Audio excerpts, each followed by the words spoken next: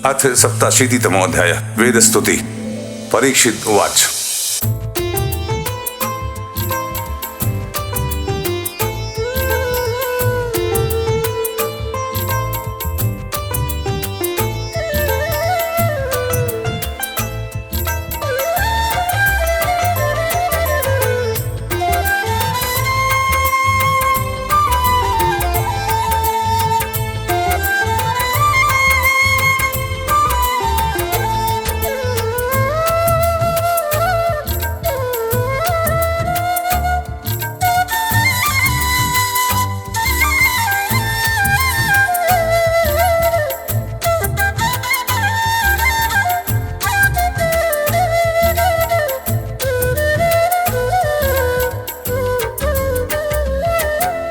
ब्रह्मान् ब्रह्माण्ड निर्देशि निर्गुणे गुणभृतयः कथं चरन्ति श्रोतय साक्षात् सदसतः परे। राजा परीक्षित ने पूछा, भगवान ब्रह्म कार्य और कारण से सर्वथा परे है। सत्व, रज और तम ये तीनों गुण उसमें है ही नहीं। मन और वाणी से संकेत रूप में भी उसका निर्देश नहीं किया जा सकता। दूसरी ओर समस्त श्रुतियों का विषय गुण ही है। ऐसी स्थिति में श्रुतियां निर्गुण ब्रह्म का प्रतिपादन किस प्रकार करती हैं, क्योंकि निर्गुण वस्तु का स्वरूप तो उनकी पहुंच के परे है। श्री शुक उवाच। पुरीन्द्रिय मनः प्राण जनानामसृजत् प्रभुः मात्रार्थं च भवार्थं च आत्मने कल्पनाय च। श्री सुखदेव जी कहते हैं, परीक्षित, भगवान ने जीवों के लिए बुद्धि, इंद्रिय, मन और प्राणों की सृष्टि की है। इनके द्वारा वे स्वेच्छा से अर्थ, धर्म, काम और मोक्ष का अर्जन कर सकते हैं। सशाह्योपनिषद ब्रह्म पूर्वेशं पूर्वजयधृता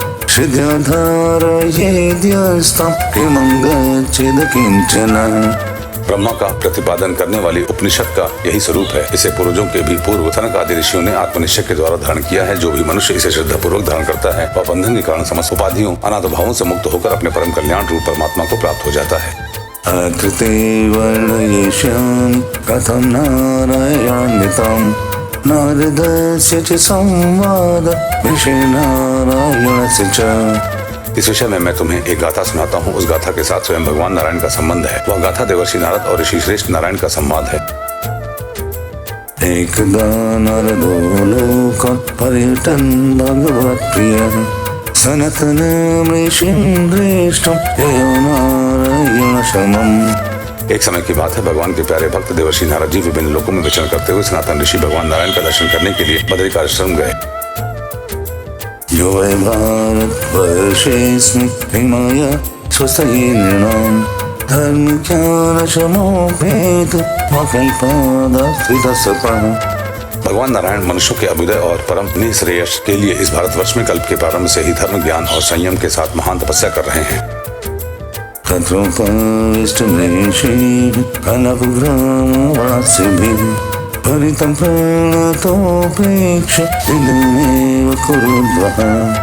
परीक्षित, एक दिन वे ग्रामवासी सिद्ध ऋषियों के बीच में बैठे हुए थे। उस समय नारद जी ने उन्हें प्रणाम करके बड़ी नम्रता से यही प्रश्न पूछा जो तुम मुझसे पूछ रहे हो। तस्मै निष्णं शृण्वतामिदम् जो ब्रह्मवादः पुरेशां लोकनिवासिनां। भगवान नारायण ने ऋषियों की उस भरी सभा में नारद जी को उनके प्रश्न का उत्तर दिया और वह कथा सुनाई जो पूर्वकालीन जन लोक निवासियों में परस्पर वेदों के तात्पर्य और ब्रह्मा के स्वरूप के संबंध में विचार करते समय कही गई थी। श्री भगवान उवाच। स्वयं ब्रह्म सत्र जनलोके भवत्पुरा तत्र स्थानं मानसानां मुनीनां मुजुरेत्साम्। भगवान नारायण ने कहा, नारद जी, प्राचीन काल की बात है। इस बार जनलोक में वहां रहने वाले ब्रह्मा के मानस पुत्र नैष्ठिक ब्रह्मचारी सनक, सनंदन, सनातन आदि परमर्षियों का ब्रह्म सत्र हुआ था। श्वेतद्वीपं गतवती त्वयि दृष्टुं तदीश्वरं ब्रह्मवादः सुसंवृत्तं श्रुतयो यत्र शेरते तत्र हायमभूत् प्रश्नस्त्वमाज्ञामनुपृच्छसि। उस समय तुम मेरी श्वेत द्वीपाधिपति अनिरुद्ध मूर्ति का दर्शन करने के लिए श्वेत द्वीप चले गए थे। उस समय वहाँ उस ब्रह्म के संबंध में बड़ी ही सुंदर चर्चा हुई थी। उसके विषय में श्रुतियां भी मौन धारण कर लेती हैं, स्पष्ट वर्णन न करके तात्पर्य रूप से लक्षित कराती हुई उसी में सो जाती हैं। उस ब्रह्म सत्र में यही प्रश्न उपस्थित किया गया था जो तुम मुझसे पूछ रहे हो। तुल्य श्रुत तपःशील तुल्य स्वीयरि मध्यमः अपि चक्रो प्रवचन विकम शुश्रूषो परे। सनक, सनंदन, सनातन, सनत कुमार, ये चारों भाई शास्त्रीय ज्ञान, तपस्या और शील स्वभाव में समान हैं। उन लोगों की दृष्टि में शत्रु, मित्र और उदासीन एक से हैं। फिर भी उन्होंने अपने में से सनंदन को तो वक्ता बना लिया और शेष भाई सुनने के इच्छुक बनकर बैठ गए। सनंदन वाच स्वश्रेष्ठमिदमपि शयानं च शक्तिभिः तदन्ते बोधयाञ्चक्रस्त्रीलिङ्ग श्रुतया परम् यथा शयानं साम्राज्यं वन्दिनस्तत्पराक्रमः प्रत्युषभेत्य श्लोक बोधयन्त्यनुजीविनः। सनंदन जी ने कहा, जिस प्रकार प्रातःकाल होने पर सोते हुए सम्राट को जगाने के लिए अनुजीवी वंदीजन उनके पास आते हैं और सम्राट के पराक्रम तथा सुयश का गान करके उसे जगाते हैं, वैसे ही जब परमात्मा अपने बनाए हुए संपूर्ण जगत को अपने में लीन करके अपनी शक्तियों के सहित सोए रहते हैं, तब प्रलय के अंत में श्रुतियां उनका प्रतिपादन करने वाले वचनों से उन्हें इस प्रकार जगाती हैं। श्रुतय उचु जय जय जय जामजीत दोष गृहीत गुण त्वमसि यदात्मना सम वरुद समस्त भगः अगजग दुख साम खिल शक्त्यवबोधकते क्वचिद जयात्मना च चरतनु चरनिगम।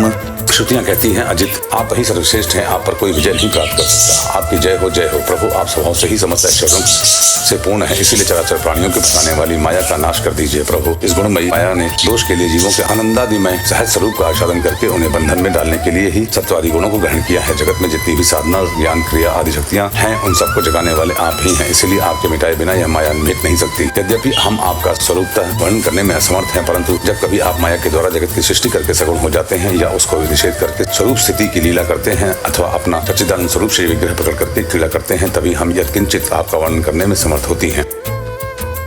बृहदुपलब्धिनेत तवयन्त्यवशेषतया यत उदयास्तय प्रकीर्तिर्मृदुवावलिका अधरिषयो दधस्त्वयि मनोवचनचरितम् कथमय तवन्ति पदानि नीलाम्।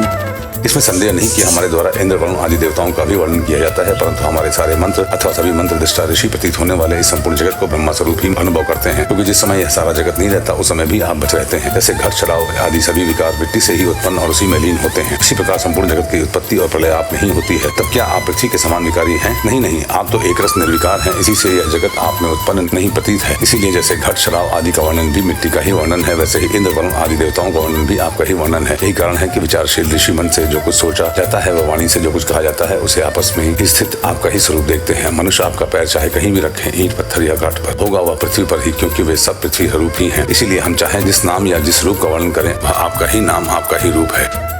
इति तव सूरयस्त्रधिपतिखिललोकमल क्षपणकथामृताब्धि मगायत पंसिजहुः किमुत पुनः स्वधमवेदो आश्रय कालगुणः परम भजन्ति ये पदमजस्र सुखानुभवम्। भगवान लोग सत्वरजतम इन तीन गुणों की माया से बने हुए अच्छे बुरे भावों या अच्छी बुरी क्रियाओं में उलझ जाया करते हैं, परंतु आप तो उस माया नटी के स्वामी, उसको नचाने वाले हैं। इसीलिए विचारशील व्यक्ति पुरुष आपकी लीला कथा के अमृत सागर में गोते लगाते रहते हैं और इस प्रकार अपने सारे पाप ताप को ढो बहा देते हैं। क्यों न हो आपकी लीला कथा सभी जीवों के मायामल को नष्ट करने वाली जो है। पुरुषोत्तम, जिन महापुरुषों ने आत्मिक ज्ञान के द्वारा अंतःकरण के राग द्वेष आदि और शरीर के कालकृत जरामरण आदि दोष मिटा दिए हैं और निरंतर आपके उस स्वरूप की अनुभूति में मग्न रहते हैं जो अखंड आनंद स्वरूप है, उन्होंने अपने पाप तापों को सदा के लिए शांत भस्म कर दिया है। इसके विषय में तो कहना ही क्या है। दूतया एव स्वसन्ति सुभृतो यदि तेनुवेद महदहमादयोन्न सृजन् यदनुग्रहत् पुरुषविधोऽन्वयोत छर्मनाम यदशूयः सदसतः परं त्वमथ यदिश्वशिषमृतम्। भगवान, प्राणधारियों के जीवन की सफलता इसी में है कि वे आपका भजन सेवन करें, आपकी आज्ञा का पालन करें। यदि वे ऐसा नहीं करते तो उनका जीवन व्यर्थ है और उनके शरीर में श्वास का चलना ठीक वैसा ही है जैसे लोहार की धौंकनी में हवा का आना जाना। महतत्व, अहंकार आदि ने आपके अनुग्रह से आपके मन में प्रवेश करने पर ही इस ब्रह्मांड की सृष्टि की है। अन्नमय, प्राणमय, मनोमय, विज्ञान में और आनंदमय, इन 5 कोशों में पुरुष रूप से रहने वाले, उनमें मैं की स्फूर्ति करने वाले भी आप ही हैं। आपके ही अस्तित्व से उन कोशों के अस्तित्व का अनुभव होता है और उनके न रहने पर भी अंतिम अवधि रूप से आप विराजमान रहते हैं। इस प्रकार सब में अन्वित और सबकी अवधि होने पर भी आप असंगही हैं, क्योंकि वास्तव में जो कुछ व्यक्तियों के द्वारा अस्थि और नास्ति के रूप में अनुभव होता है, उन समस्त कार्य कारणों से आप पर नीति के द्वारा इन सब का निषेध हो जाने पर भी आप ही शेष रहते हैं, क्योंकि आप उस निषेध के भी साक्षी हैं और वास्तव में आप ही एकमात्र सत्य हैं। उदरमुपासते ऋषिवर्ष्म सुखुपदेश परिसर पदतिं हृदय मरुणयोदहरम् तत् उदकदनन्त तव धाम शिरपरम् पुनरिह यत्समेत्य न पतन्ति कृतान्तमुखे। ऋषियों ने आपकी प्राप्ति के लिए अनेकों मार्ग माने हैं। उनमें जो स्थूल दृष्टि वाले हैं वे मणिपूरक चक्र में अग्नि रूप से आपकी उपासना करते हैं। अरुणवंश के ऋषि समस्त नाड़ियों के निकलने के स्थान हृदय में आपके परम सूक्ष्म रूप धर ब्रह्म की उपासना करते हैं। प्रभु, हृदय से ही आपको प्राप्त करने का श्रेष्ठ मार्ग सुषुम्ना नाड़ी ब्रह्मरंध्र तक गई हुई है। जो पुरुष उस ज्योतिर्मय मार्ग को प्राप्त कर लेता है, उसके ऊपर की ओर बढ़ता है, वह फिर जन्म मृत्यु के चक्कर में नहीं पड़ता। स्वकृत विचित्र योनिषु विषन्निवहेतुतया तरत मतश्चकास्यन् नलवत् त्वकृतानुकृते अत विदग्धा स्वमुष्व वितथं तव धाम समम् विरजधियुन्मयन्त्य विपन्यव एकरसम्। भगवान, आपने ही देवता, मनुष्य और पशु पक्षी आदि योनियां बनाई हैं। सदा सर्वत्र सब रूपों में आप हैं ही, इसीलिए कारण रूप से प्रवेश न करने पर भी आप ऐसे जान पड़ते हैं मानो उसमें प्रविष्ट हुए हों। साथ ही विभिन्न आकृतियों का अनुकरण करके कहीं उत्तम तो कहीं अधम रूप से प्रतीत होते हैं। जैसे आग छोटी बड़ी लकड़ियों और कर्मों के अनुसार प्रचुर अथवा अल्प परिमाण में या उत्तम अधम रूप में प्रतीत होती है। इसीलिए संत पुरुष लौकिक पारलौकिक कर्मों की दुकानदारी से उनके फलों से विरक्त हो जाते हैं और अपनी निर्मल बुद्धि से सत्य असत्य आत्मा अनात्मा को पहचान कर जगत के झूठे रूपों में नहीं बसते। आपके सर्वत्र एक रस संभाव में स्थित सत्य रूप का साक्षात्कार करते हैं। स्वकृत पुरेष्वमेष्व बहिरन्तर संवरणम् तव पुरुषं वदन्त्य खिल शक्ति त्रिपुं सुकृतम् इति गतिं विवेच्य कवयो निगमवापनम् भवत उपासते घृण भवं भूरि विश्वसितः।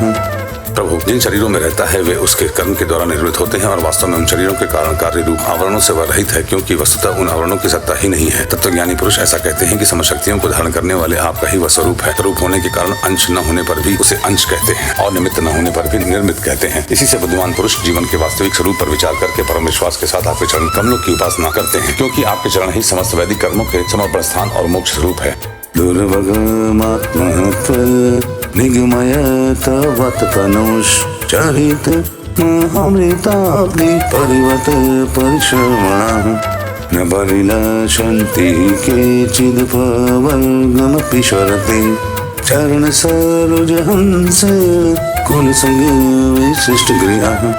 भगवान परमात्मा तत्व का ज्ञान प्राप्त करना अत्यंत कठिन है। उसी का ज्ञान कराने के लिए आप विविध प्रकार के अवतार ग्रहण करते हैं और उनके द्वारा ऐसी लीला करते हैं जो अमृत के महासागर से भी मधुर और मादक होती है। जो लोग उसका सेवन करते हैं उनकी सारी थकावट दूर हो जाती है, वे परमानंद में मग्न हो जाते हैं। कुछ प्रेमी भक्त तो ऐसे होते हैं जो आपकी लीला कथाओं को छोड़कर मोक्ष की भी अभिलाषा नहीं करते। स्वर्ग आदि की तो बात ही क्या है, वे आपके चरण कमलों के प्रेमी परमहंसों के सत्संग में जहाँ आपकी व्यथा होती है इतना सुख मानते हैं कि उसके लिए इस जीवन में प्राप्त अपनी घर गृहस्थी का भी परित्याग कर देते हैं। त्वदनुपथं कुलयमेदु मात्मसुहृत् प्रियवश चरति तातो त्वयि इति प्रिय आत्मनि च नवतरामन्त्यहो आस उपासनायात्मनो यदनुशय प्रमन्त्युर्वैकुशरीरभृता। प्रभु, यह शरीर आपकी सेवा का साधन होकर जब आपके पथ का अनुरागी हो जाता है तब आत्मा हितैषी सुहृद और प्रिय व्यक्ति के समान आचरण करता है। आप जीव के सच्चे हितैषी प्रीतम और आत्मा ही हैं और सदा सर्वदा जीवन को अपनाने के लिए तैयार भी रहते हैं। इतनी सुगमता होने पर तथा अनुकूल मानव शरीर को पाकर भी लोग सबके भाव आदि के साथ आपकी उपासना नहीं करते, आप में ही नहीं रमते, बल्कि इस विनाशी और असत शरीर तथा उसके संबंधियों में ही रम जाते हैं, उन्हीं की उपासना करने लगते हैं और इस प्रकार अपने आत्मा का हनन करते हैं, उसे अधोगति में पहुंचाते हैं। भला यह कितने कष्ट की बात है। इसका फल यह होता है कि उनकी सारी वृत्तियां सारी वासनाएं शरीर आदि में ही लग जाती हैं और फिर उनके द्वारा उनको पशु पक्षी आदि के न जाने कितने बुरे बुरे शरीर ग्रहण करने पड़ते हैं और इस प्रकार अत्यंत भयावह जन्म मृत्यु संसार में भटकना पड़ता है।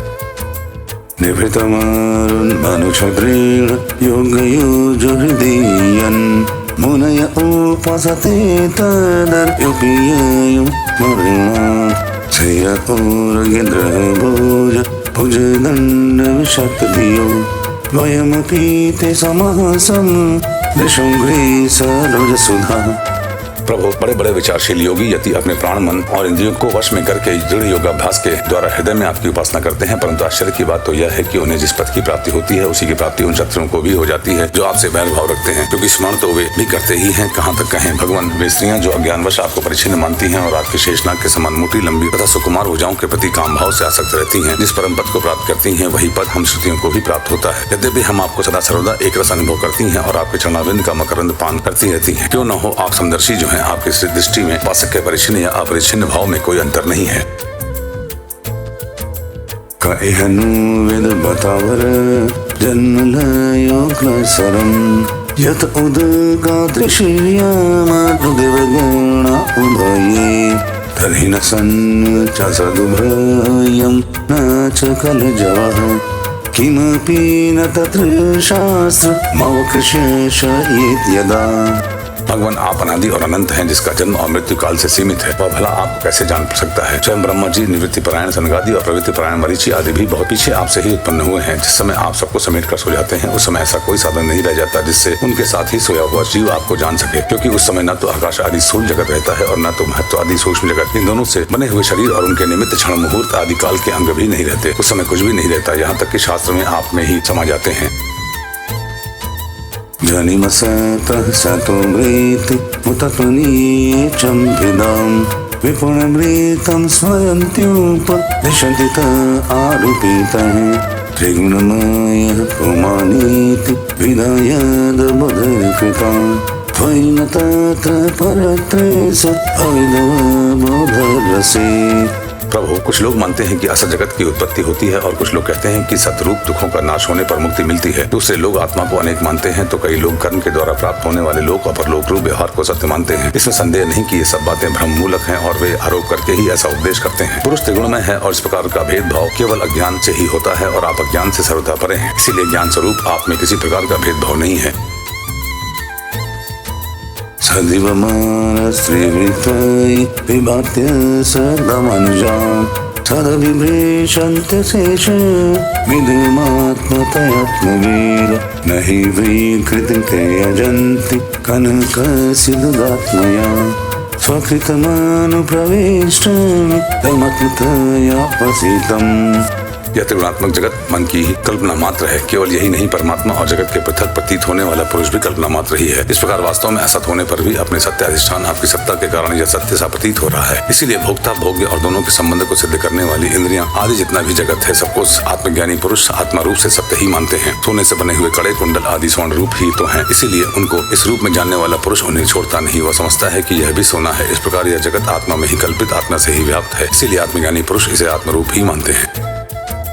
तव परिचरन्त्यखिलसत्त्वनेके ततया तौतपदक्रमन्ते विगण्य शिरोनिवृते परिवयसे पशुनिव वीरविबोधात्मपीतां त्वयि कृतसहृदा खलु पुनति न ये विमुखाः। भगवान, जो लोग यह समझते हैं कि आप समस्त प्राणियों और पदार्थों के अधिष्ठान हैं, सबके आधार हैं और सर्वात्म भाव से आपका भजन सेवन करते हैं, वे मृत्यु को तुच्छ समझकर उसके सिर पर लात मारते हैं, अर्थात उस पर विजय प्राप्त कर लेते हैं। जो लोग आपसे विमुख हैं वे चाहे जितने भी बड़े विद्वान हों, उन्हें आप कर्मों का प्रतिपादन करने वाली श्रुतियों से पशुओं के समान बांध लेते हैं। इसके विपरीत जिन्होंने आपके साथ प्रेम का संबंध जोड़ रखा है वे न केवल अपने को बल्कि दूसरों को भी पवित्र कर देते हैं, जगत के बंधन से छुड़ा देते हैं। ऐसा सौभाग्य भला आपके विमुख लोगों को कैसे प्राप्त हो सकता है। त्वमकरुणः स्वराडकिलकारकशक्तिधर तव बालिमद्वहन्ति समुदन्ति जयान्विषः वर्षभुजटिलक्षेतु पतिरिव विश्वसृजो विदधति यत्र ये त्वादि कृतभवतश्चकितः। प्रभु, आप मन बुद्धि और इंद्रिय आदि कारणों से चिंतन कर्म आदि साधनों से सर्वदा रहित हैं, फिर भी आप समस्त अंतःकरण और बाह्य करणों की शक्तियों से सदा सर्वदा संपन्न हैं। आप स्वतः सिद्ध ज्ञानवान स्वयं प्रकाश हैं, अतः कोई काम करके आपको इंद्रियों की आवश्यकता नहीं है। जैसे छोटे छोटे राजा अपनी प्रजा से कर लेकर स्वयं अपने सम्राट को कर देते हैं, वैसे ही मनुष्यों के पूज्य देवता और देवताओं के पूज्य ब्रह्मा आदि भी अपने अधिकृत प्राणियों से पूजा स्वीकार करते हैं और माया के अधीन होकर आपकी पूजा करते हैं। वे इस प्रकार आपकी पूजा करते हैं कि आपने जहाँ जो कर्म करने के लिए उन्हें नियुक्त कर दिया है वे आपसे भयभीत रहकर वहीं वह काम करते रहते हैं। स्थिरचर जतयः सूर जयुथ निमितयुजो विहर उदीक्षया यद् परसविमुक्तिततः नहि परमस्कश्चिद् अरुणपरश्च भवेत् वियत इव पदस्य तव शून्यतो नाम ददत्। नित्य मुक्त आप मायातीत हैं। जब भी आपके एक क्षण मात्र से, संकल्प मात्र से माया के साथ क्रीड़ा करते हैं, तब आपका संकेत पाते ही जीवों के सूक्ष्म शरीर और उनके सुप्त कर्म संस्कार जग जाते हैं और चराचर प्राणियों की उत्पत्ति होती है। प्रभु आप परम दयालु हैं। आकाश के समान सब में सम होने के कारण न तो कोई आपका अपना है, न तो कोई पराया। वास्तव में तो आपके स्वरूप में मन और वाणी की गति ही नहीं है। आप में कार्य कारण रूप प्रपंच का अभाव होने से बाह्य दृष्टि से आप शून्य के समान ही जान पड़ते हैं, परंतु उस दृष्टि के भी अधिष्ठान होने के कारण आप परम सत्य हैं। अपरिमितरिवास्तनुभृतो यदि सर्वगणता सदैव शाश्वतेति नियमध्रुवनितगथा अजनिजयन्मयं तद् विमुचने यन्त्री भवेत् सममानुजानतां यद्मतं मततुष्टतया। भगवान आप नित्य एक रस हैं। यदि जीव असंख्य हों और सबके सब नित्य एवं सर्वव्यापक हों, तब तो वे आपके समान ही हो जाएंगे। उस हालत में वे शासित हैं और आप शासक, यह बात बन ही नहीं सकती। और तब आप उसका नियंत्रण कर ही नहीं सकते। उनका नियंत्रण आप तभी कर सकते हैं जब वे आपसे उत्पन्न एवं आपकी अपेक्षा न्यून हो। इसमें संदेह नहीं कि ये सबके सब जीव तथा इनकी एकता या विभिन्नता आपसे ही उत्पन्न हुई है। इसीलिए आप उसमें कारण रूप रहते हुए भी उनके नियामक हैं। वास्तव में आप उनमें समरूप से स्थित हैं, परंतु यह जाना नहीं जा सकता कि आपका वह स्वरूप कैसा है, क्योंकि जो लोग ऐसा समझते हैं कि हमने जान लिया, उन्होंने वास्तव में आपको नहीं जाना। उन्होंने तो केवल आपकी बुद्धि के विषय को जाना है, जिससे आप परे हैं। और साथ ही मति के द्वारा जितनी वस्तुएं जानी जाती हैं, वे मतियों की भिन्नता के कारण भिन्न भिन्न होती हैं। इसीलिए उनकी दुष्टता एक मत के साथ दूसरे मत के विरोध प्रत्यक्ष ही है। अतएव आपका स्वरूप समस्त मतियों से परे है। न घटत उद्भवः प्रकृतिपुरुषयोर्जयो उभययोजा भवन्त्यसु प्रीतो जलबुद्धवत् त्वयित इमे ततो विविध नाम गुणः परमे सरित एवणवे मधुनि लिल्युरशिशुरसः। स्वामिन, जीव आपसे उत्पन्न होता है, यह ऐसा कहने का कोई अर्थ नहीं है कि आप परिणाम के द्वारा जीव बनते हैं। सिद्धांत तो यह है कि प्रकृति और पुरुष दोनों ही अजन्मा है, अर्थात उनका वास्तविक स्वरूप जो आप हैं कभी वृत्तियों के अंदर उतरता नहीं, जन्म नहीं लेता। तब प्राणियों का जन्म कैसे होता है? अज्ञान के कारण प्रकृति को पुरुष और पुरुष को प्रकृति समझ लेने से, एक का दूसरे के साथ संयोग हो जाने से। जैसे बुलबुला नाम की कोई स्वतंत्र वस्तु नहीं है, परंतु उपादान कारण जल और निमित्त कारण वायु के संयोग से उसकी सृष्टि हो जाती है। प्रकृति में पुरुष और पुरुष में प्रकृति का अभ्यास हो जाने के कारण ही जीवों के विविध नाम और गुण रख लिए जाते हैं। अंत में जैसे समुद्र में नदियां और मधु में समस्त पुष्पों के रस समा जाते हैं, वैसे ही सबके सब उपाधि रहित आप में समा जाते हैं। निषुतव माया भ्रम ममीश्वर गतिभृशं त्वयि सुधियो भवे ददति भावमानो प्रभवम् कथमनुवदतां भव वयं तव यद्विकोटि सृजति मोहस्त्रिणभिर अवक्षरेण शुभयम्।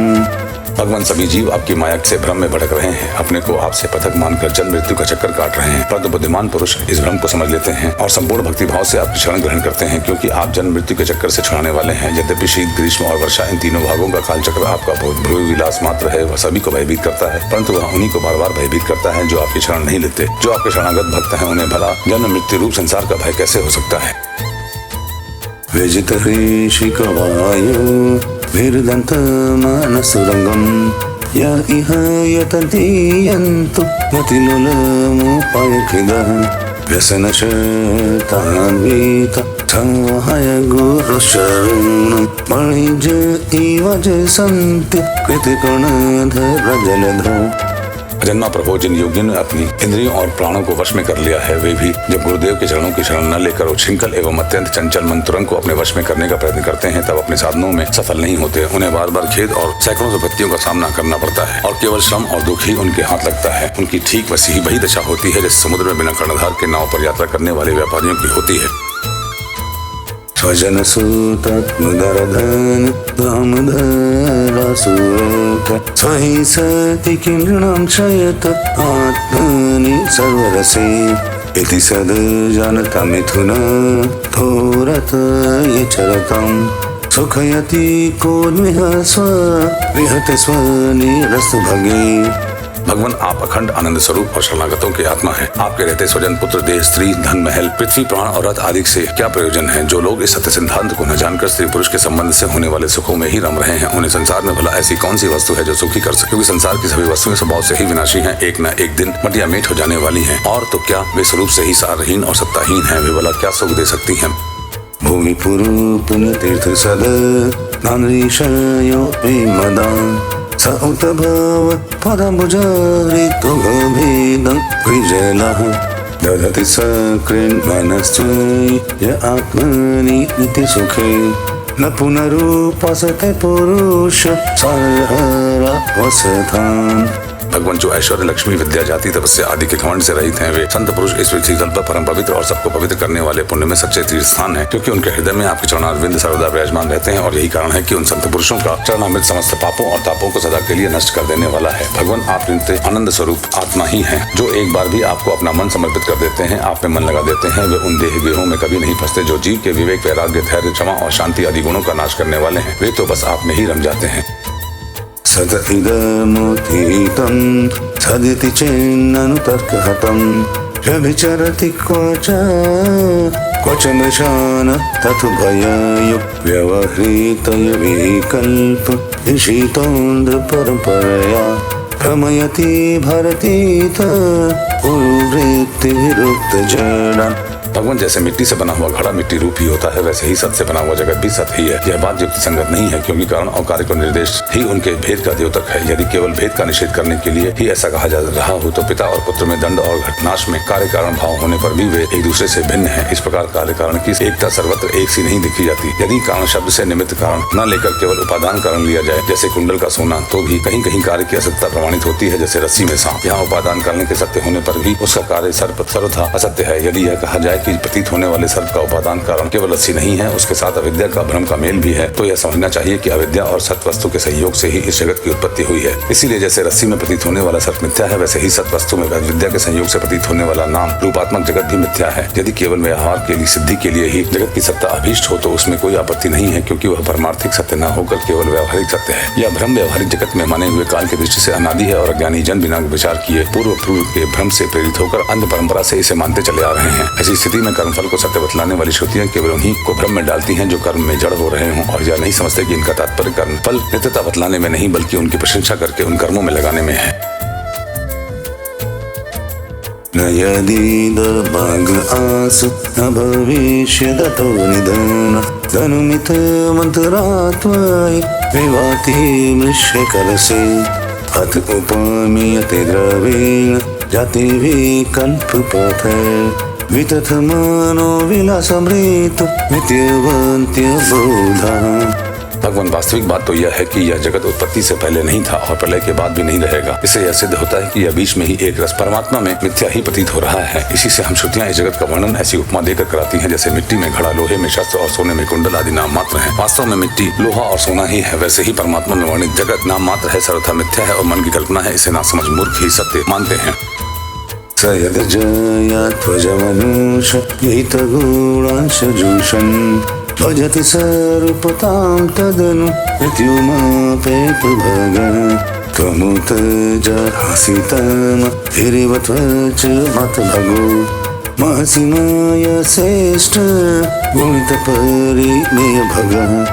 भगवान जब जीव माया से मोहित होकर अविद्या को अपना लेता है, उस समय उसके स्वरूपभूत आनंद आदि गुण ढक जाते हैं। वह गुणजन्य वृत्तियों, इंद्रियों और देहों में फंस जाता है तथा उन्हीं को अपना आपा मानकर उनकी सेवा करने लगता है। अब उनकी जन्म मृत्यु में अपनी जन्म मृत्यु मानकर उनके चक्कर में पड़ जाता है। परंतु प्रभु जैसे सांप अपने केंचुल से कोई संबंध नहीं रखता, उसे छोड़ देता है, वैसे ही आप माया अविद्या से कोई संबंध नहीं रखते, उसे सदा सर्वदा छोड़े रखते हैं। इसी से आपके संपूर्ण ऐश्वर्य सदा सर्वदा आपके साथ रहते हैं। अणिमा आदि अष्ट सिद्धियों से युक्त परमेश्वर में आपकी स्थिति है। इसी से आपका ऐश्वर्य, धर्म, यश, श्री, ज्ञान और वैराग्य अपरिमित है, अनंत है। वह देश, काल और वस्तुओं की सीमा से आबद्ध नहीं है। यदि न समुद्धरन्ति यतो हृदि काम जाता दुरधिगम सतां हृदि ततस्मित कंठमणि असुतलीप योगिनमो भयतोप्य सुखं भगवन् ननपग तत्काद नधिरूढ़ पदं भवत। भगवान, यदि मनुष्य योगी यति होकर भी अपने हृदय की विषय वासनाओं को उखाड़ नहीं फेंकते तो उन साधकों के लिए आप हृदय में रहने पर भी वैसे ही दुर्लभ हैं जैसे कोई अपने गले में मणि पहने हो परंतु उसकी याद न रहने पर उसे ढूंढता फिरे इधर उधर। जो साधक अपनी इंद्रियों को तृप्त करने में ही लगे रहते हैं, विषयों से विरक्त नहीं होते, उन्हें जीवन भर और जीवन के बाद भी दुख भोगना पड़ता है क्योंकि वे साधक नहीं दम्भी हैं। एक तो अभी उन्हें मृत्यु से छुटकारा नहीं मिला है, लोगों को रिझाने, धन कमाने आदि के क्लेश उठाने पड़ रहे हैं, और दूसरे आपका स्वरूप न जानने के कारण अपने धर्म कर्म का उल्लंघन करने से परलोक में नरक आदि प्राप्त होने का भय भी बना रहता है। त्वदवगमिनः वेत्ति भवदुत शुभाशुभयोर् गुणविगुणान्वयंस्तहि देहप्रीतं त्यगिरः अनुयुगमन्वहं सगुण गीतपरम्परया श्रवणभृतो यतस्त्वम् अवर्गगतिर्मनुजः। भगवान, आपके वास्तविक स्वरूप को जानने वाला पुरुष आपके दिए हुए पुण्य और पाप कर्मों के फल, सुख और दुखों को नहीं जानता, नहीं भोगता और भोग और भोक्तापन के भाव से ऊपर उठ जाता है। उस समय विधि निषेध के प्रतिपादक शस्त्र भी उससे निवृत्त हो जाते हैं क्योंकि वे देहाभिमानियों के लिए हैं, उनकी ओर तो उसका ध्यान ही नहीं जाता। जिसे आपके स्वरूप का ज्ञान नहीं हुआ है वह भी यदि प्रतिदिन आपके प्रत्येक युग में की हुई लीलाओं गुणों का गान सुन सुनकर उसके द्वारा आपको अपने हृदय में बैठा लेता है तो अनंत अचिंत्य दिव्य गुणों के निवास स्थान प्रभु आपका वह प्रेमी भक्त भी पाप पुण्यों के फल, सुख दुखों और विधि निषेधों से अतीत हो जाता है क्योंकि आप ही उनकी मोक्ष स्वरूप गति है। द्विपतय देवतेन ययोरन्तमनन्ततया त्वमपि यदन्तराण्डनि शयनानुसवर्णः ख इव रञ्जन्सुवान्ति वयससः यक्षुतय त्वयि परन्त्यतन्नीर सनिन भवनिधनाः। भगवान, स्वर्ग आदि लोकों के अधिपति इंद्र, ब्रह्मा प्रभृति भी आपकी था आपका पार न पा सके, और आश्चर्य की बात तो यह है कि आप भी उसे नहीं जानते क्योंकि वह अंत है ही नहीं। तब कोई जानेगा कैसे? प्रभु, जैसे आकाश में हवा से धूल के नन्हे नन्हे कण उड़ते रहते हैं वैसे ही आप में काल के वेग से अपने से उत्तरोत्तर 10 गुने 7 आवरणों से सहित असंख्य ब्रह्मांड एक साथ ही घूमते रहते हैं। तब भला आपकी सीमा कैसे मिले? हम श्रुतियां भी आपके स्वरूप का साक्षात वर्णन नहीं कर सकती, आपके अतिरिक्त वस्तुओं का निषेध करते करते अंत में अपना ही निषेध कर देती हैं और आप में ही अपनी सत्ता खोकर सफल हो जाती हैं। श्री भगवान उवाच इत्यतद्ब्राह्मणः पुत्र आश्रित्यात्मानुशासनं सनन्दनमथानर्च चिदज्ञात्मात्मनो गतिम्। भगवान नारायण ने कहा, देवर्षि, इस प्रकार सनक आदि ऋषियों ने आत्मा और ब्रह्मा की एकता बतलाने वाला उपदेश सुनकर आत्मस्वरूप को जाना और नित्य सिद्ध होने पर भी इस उद्देश्य कृतकृत्य से होकर उन लोगों ने सनंदन की पूजा की। इति शेषसमाम्नाय पुराणोपनिषद्रसः समुद्रीतः पूर्वजतैर्व्योमवर्महात्मैभिः। नारद, सनकादि ऋषि सृष्टि के आरंभ में उत्पन्न हुए थे, अतः वे सबके पूर्वज हैं। उन आकाशगामी महात्माओं ने इस प्रकार समस्त वेद, पुराण और उपनिषदों का रस निचोड़ लिया है। यह सबका सार सर्वस्व है। त्वं जगद्ब्रह्मादायाद चिद्यात्मानुशासनं धारयन् चरगां कामं कामनं भजनं नृणाम्। देवर्षि, तुम भी उन्हीं के समान ब्रह्मा के मानस पुत्र हो, उनकी ज्ञान संपत्ति के उत्तराधिकारी हो। तुम भी श्रद्धा के साथ इस ब्रह्म विद्या को धारण करो और स्वच्छंद भाव से पृथ्वी में विचरण करो। यह विद्या मनुष्यों की समस्त वासनाओं को भस्म कर देने वाली है। श्री शुक उवाच एवं स ऋषिनादेष्टं गृहीत्वा श्रीध्यात्मवान् पुनः श्रुतधरो राजन् नाहविरव्रतो मुनिः। श्री सुखदेव जी कहते हैं, परीक्षित, देवर्षि नारद बड़े संयमी, ज्ञानी, पूर्णकाम और नैष्ठिक ब्रह्मचारी हैं। वे जो कुछ सुनते हैं उन्हें उसकी धारणा हो जाती है। भगवान नारायण ने उन्हें जब इस प्रकार उपदेश किया तब उन्होंने बड़ी श्रद्धा से उसे ग्रहण किया और उनसे यह कहा। नारद उवाच नमस्तस्मै भगवते कृष्णायामलकीर्तये युधत्ते सर्वभूतानां भवायोषति कलाः। देवर्षि नारद ने कहा, भगवान, आप सत्यनारायण स्वरूप श्री कृष्ण हैं। आपकी कीर्ति परम पवित्र है। आप समस्त प्राणियों के परम कल्याण, मोक्ष के लिए कमनीय कला अवतार धारण किया करते हैं। मैं आपको नमस्कार करता हूँ। इत्याद्यमृषिमानन्य तक्षय्यञ्च महात्मनः ततो गदाश्रमं साक्षात् पितृद्वैपायनस्य मे। परीक्षित, इस प्रकार महात्मा देवर्षि नारद आदि ऋषि भगवान नारायण को और उनके शिष्यों को नमस्कार करके स्वयं मेरे पिता श्री कृष्ण द्वैपायन के आश्रम पर गए। सभजितो भगवता कृतसन परिग्रहः तस्मै तद्वर्णयामास नारायणमुखाच्छ्रुतम्।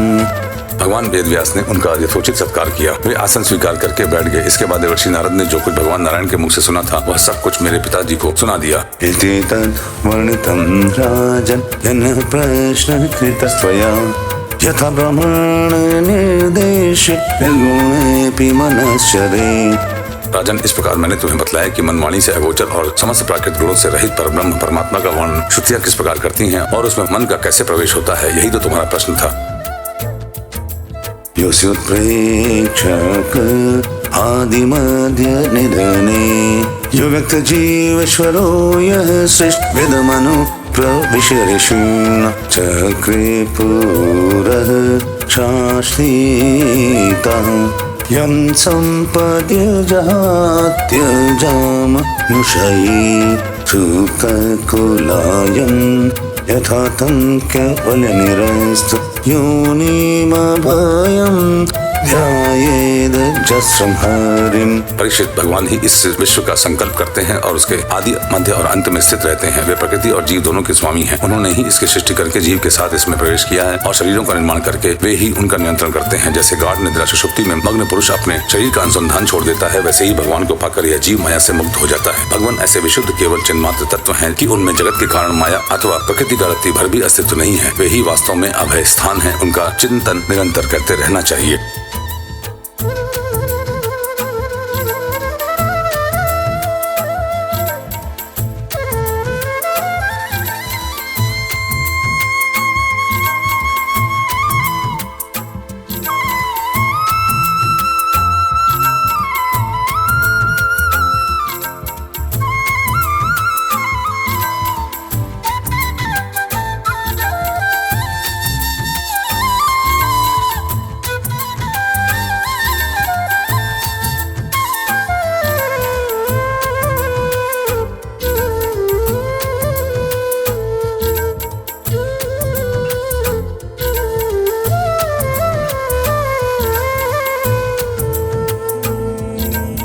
इति श्रीमद्भागवते महापुराणे पारमहंस्यां संहितायां दशम स्कंधे उत्तरार्धे नारद नारायण संवादे वेद स्तुतिर्नाम 87तमो अध्यायः।